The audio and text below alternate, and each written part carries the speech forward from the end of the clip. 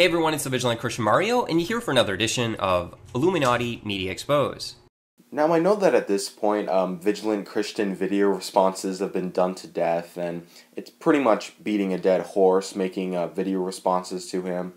But I recently saw this video he made about a South Park episode, and I thought I would go in and do a little commentary on it, just because I'm a huge South Park fan, and I know a lot of my viewers are also South Park fans. One thing that I would like to mention about the Vigilant Christian is a few years ago, I loved his channel. Back then I was really into the whole Illuminati conspiracy theory, and I would, always research new information, and he was one of my favorite conspiracy theorists on YouTube that I used to watch.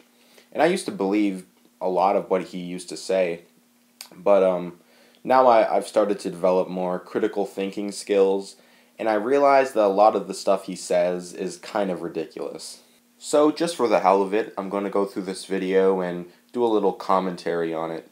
And I'd just like to warn you guys that I'm doing this completely off the top of my head. This video is not scripted, so please ignore me if I contradict myself a little bit, or if I make awkward pauses and stuff. I'm going to try my best to do this off the top. So without further ado, let's get started with this commentary. We have super coincidence going on in the world here. South Park airing an episode called Gluten-Free Ebola, the same very week that Ebola is confirmed in the United States in Dallas, Texas.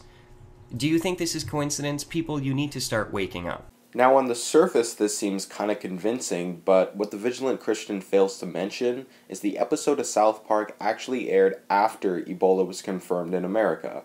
If a prediction is made after the prediction comes true, then it no longer counts as a prediction. I'm not sure if you knew about this, but Matt Stone and Trey Parker actually make every episode of South Park in under a week, which explains why they would be able to so quickly comment on Ebola breaking out in the States. And it's not like the episode is specifically about the Dallas outbreak of Ebola. It's pretty much just about the disease as a whole. And so again, this just doesn't work as a prediction on so many levels. If you notice here, she comes up to him, Aunt Jemima, with these pancakes. Now notice the pancakes are just coincidentally in the shape of a satanic pentagram. Do you notice that? Pay attention to, there it is. There's the pentagram. Mario, don't take this the wrong way, but if you're seeing Illuminati symbolism in pancakes, then maybe you're taking this a little bit too far. I want you to honestly ask yourself, is it crazy to see Baphomets and pentagrams in pancakes? Personally, I would say yes, it is. So she comes to him, then we see the subliminal message of the satanic pentagram in a dream to tell him about the secret of the Ebola virus, and what is it? Well, it's in the pyramid. Apparently, the secret to Ebola is in pyramids. Right. When you claim a shape as common as the triangle to be an Illuminati symbol, then you can literally draw thousands of these connections. And it's not because thousands of things are part of the Illuminati, it's just because the triangle is an incredibly common shape.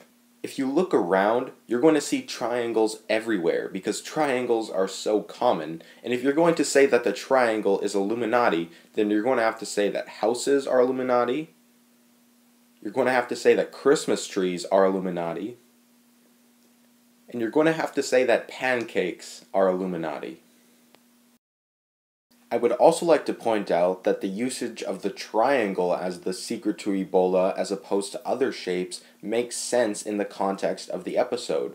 The episode is about gluten, which is used in foods, so it makes sense that the creators would play on the food pyramid, which is a very common way of separating different types of foods. In conclusion, Mario, I don't think you're a stupid person. And in fact, I don't deny that there could be an Illuminati that exists in some form. I just think you need to be more careful what you claim to be Illuminati symbolism. Because when you get to the point that you are currently at with this whole conspiracy theory, you start to see things that aren't there. So Mario, if you're watching this, feel free to respond in either a comment or a video. A video would be absolutely amazing. Like I said, I don't think you're stupid. I just think you need to be more careful what you claim to be Illuminati. I think you need to start making these videos using more logic, so people will start taking you a little bit more seriously. Because like I said, if you're pointing to stars that you see in pancakes and that sort of thing, it makes people think that you're a nut, which I don't think you are, man. So yeah, like I said, respond. If you enjoyed this video, people, go ahead, comment, rate, subscribe, all that good shit. And yeah, we'll see you next time.